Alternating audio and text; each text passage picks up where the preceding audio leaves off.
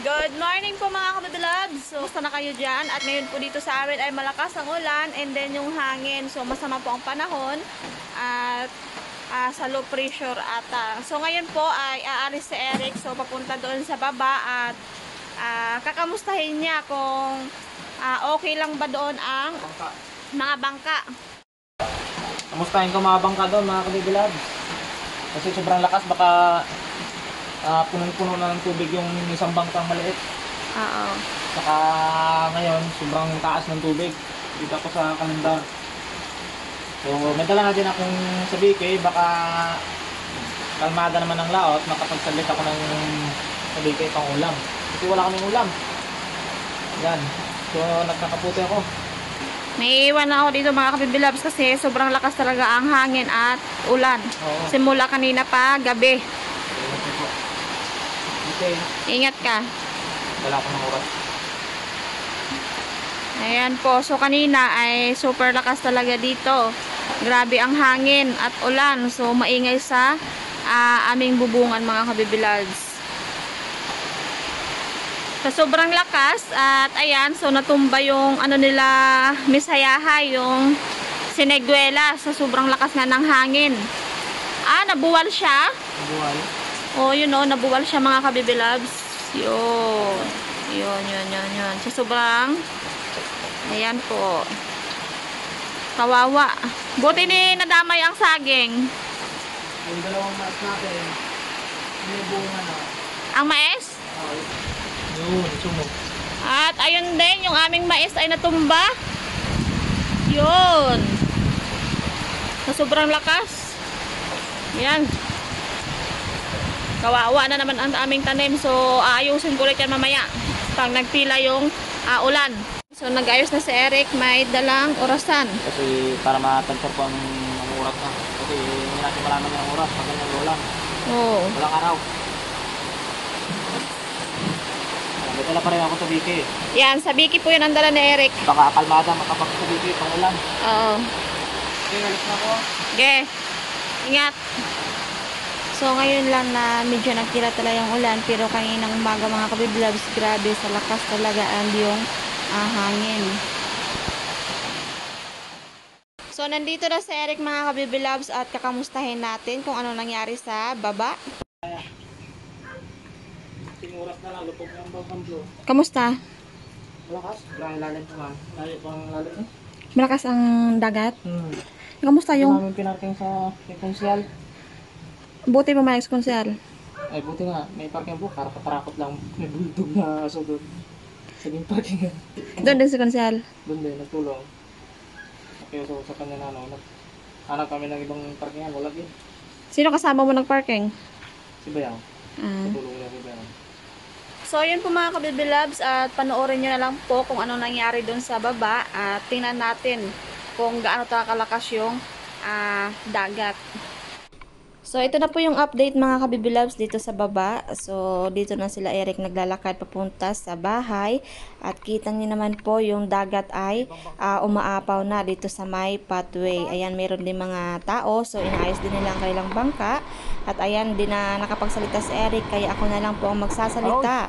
At kita nyo naman kung gaano kalakas at kung gaano kalakas maghampas sa pathway yung alon. So, nahihirapan sila Eric dumaan dito kasi nga sobrang lakas. At ayun po, kita nyo naman may bangka dun sa laot. So, yun na po yung bangka na isi-save nila Eric dahil sa laot pa po.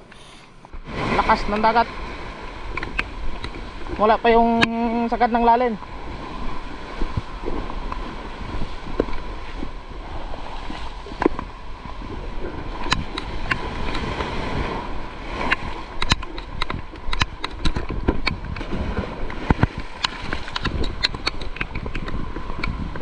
Yung dalawang bangkang disagwan mga kabibilabs ay okay na. So, naayos na nila. At dito na nga sa tapat ng bahay na nakaparking. So, itong Fishing Brother na bangka, so ayusin din nila. At lalagyan po ng tali at itataas po nila yan para hindi maabot ng alon. Kasi yung alon mga kabibilabs, dahil sa sobrang lakas ay umaapaw talaga dyan. So, malakas po yung impact. At kaya po ay tatalian nila para hindi po masira.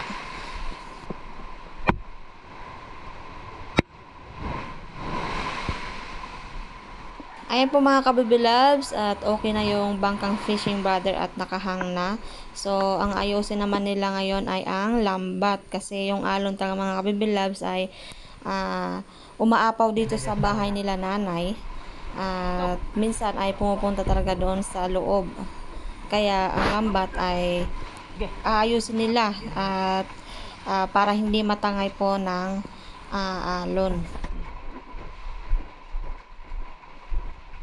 So, dito pala nila ilalagay sa kubo.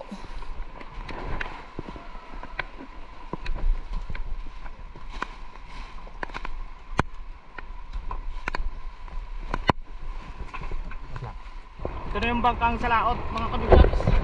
Yan, dito na puno ng tubig. Oh, yun, nandun pa sa tabi. So ito aming hanapan ng parking. May mga parkingan pa doon. May mahanapan kami. Daming tubig dahil sa ulan. So nilangay ko lang doon kahit malakas.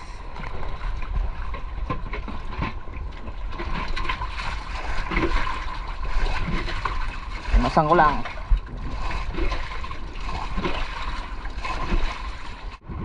So, pupunta muna si Eric sa tabi mga kabibilabs at kukunin niya si Bayaw. At pagkatapos nito ay maghahanap na po sila ng maparkingan. Kasi dito sa part ng lugar ni Eric ay wala nang maparkingan dahil sa sobrang daming bangka ay nagkaubusan na ng parking. Kaya pupunta muna sila Eric sa ibang sitio at doon sila paparking. So malapit lang din yun mga kabibilabs. At ayan, so nakahanap na nga sila ng maparkingan. At dito sa ni konsihal sa lugar. So malapit lang din ito. At ayan, tumutulong pa si Konsihal para magbuhat ng bangka. So, maraming salamat kay Konsihal. Yan mga kabibilabs, okay na yung bangka na i-park na maayos, na safety na. So, kuhain lang namin yung mga gamit na importante at uuwi na kami. Ayan, kahit mataas na yung pinaglagyan namin, naabot pa rin ng alon pero okay na yan. So, uwi na kami. Dala namin yung mga gamit. So, may kiraan kami sa mga bahay. Okay, bye-bye.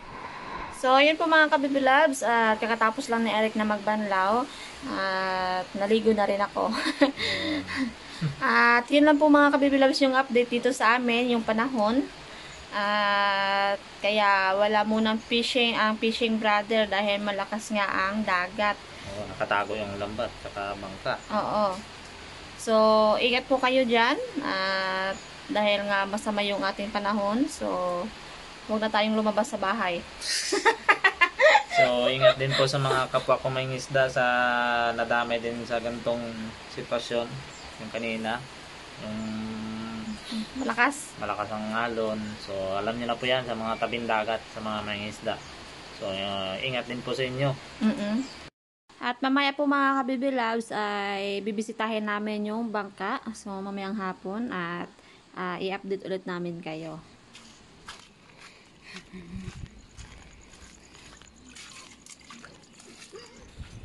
Mga kabibilabs, so ngayon po ay hapon na at dito kami sa playa.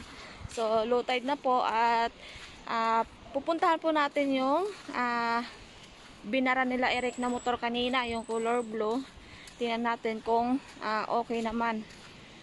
Ayan, so dito na tayo. Ayan po mga kabibilabs. At kakamustahin natin, i-check ko. Aray, sakit. Aray. Ha? Nano ko dito sa lubid. Hindi ba ako nakatingin? Nakatingin lang sa'yo. Ayan. Wala mang nano. Abot ang alon dito. Abot ng alon? Aray. Hanggang dito pala abot ng alon kanina mga kabibilabs dahil sobrang lakas nga yung impact ng alon. Ibig sabihin, kung lalakas ka todo ang alon, may yung dito na, halimbawa yung bagyo, dito lumapit. Oh. Tangay pa rin yan. Tangay pa rin yung Pa rin ito. Ayan, so okay din pala yung ating bangka mga kabibilabs. Tumuloy tayo sa kabila. So, pupunta pa kami doon sa kabila. Ayan, so ito. Low tide na po yung dagat, so bukas ay ganoon pa rin, malakas pa rin. At ganoon pa rin yung tubig, 2.0 hanggang Huwebes. So, yun na yung island, yung bangka. So pwedeng lakarit kasi low tide. Ayan, so punta na kami doon sa kabila, doon sa dating bahay mga kabibilabs. Ayan, so papunta na kami doon sa may lumang bahay mga kabibilabs.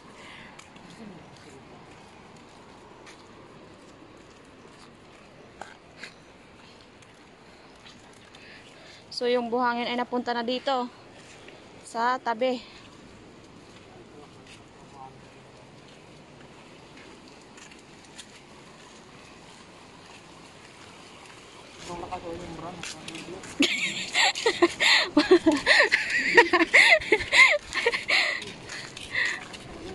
Sobrang lakas na.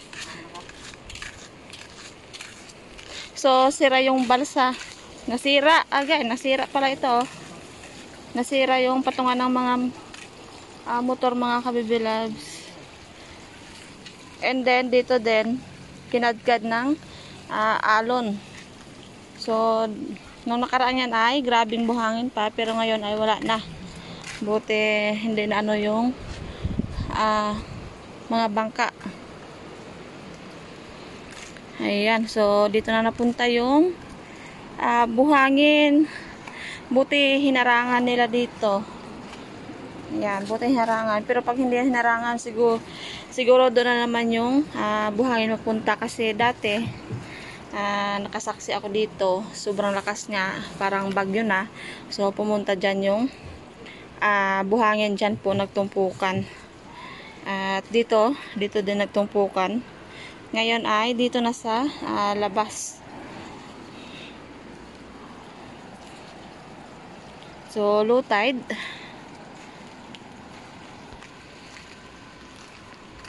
Ayan, so dito naman tayo sa bangkang Fishing Brothers. So, nakahang na talaga. Ayan, tinalian nila ng maayos. Kamusta? Pag hindi nakapatong, tangay. Tangay? Oo. Kasi, Halo na abot mo sa saan? likod ng bahay. Wala, hanggang doon pala yung alon daw sa likod ng bahay. Buti daw may patungan and then nakahang. Patungan ng bangkan din sa buwan. Wala na. Yun nga, kanina, sabi ko ay wala na yung patungan ng bangka na mga disagwan. Tinangay na ng alon. So, nawalang isa. So, yun po mga kabibilabs. So, chine-check ni Eric bawat sulok kung ano nangyari sa kanyang bangka. Baka Mas bigay ito. Baka wala na itong tibay. Ano? Baka wala na itong tibay. Delikado. Kasi pag walang tiba yan, maguba yan. Oo. Tiba na kanya. Magigiba.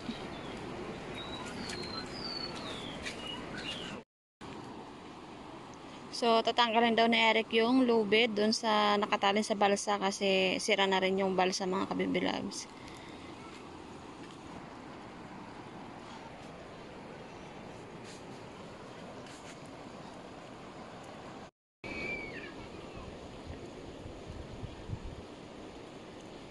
At yun po mga kabibilabs, at yun po yung update dito sa baba, yung sa about sa bangka na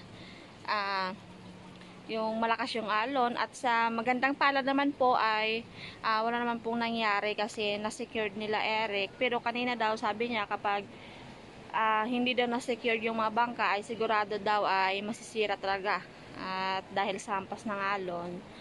So, at yun, at kahit malakas ay meron pa ring bangka na nagalaot yung mga kabibilabso. Siguro ay nangingisda dahil walang ulam.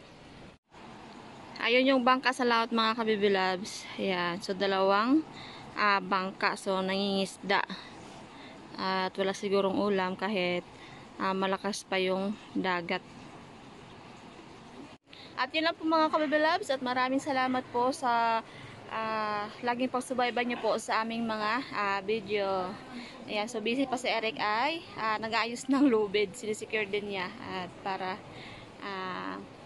maayos na. At yun lang po at maraming salamat at see you na ulit sa next video. Bye bye mga kabibilabs. God bless.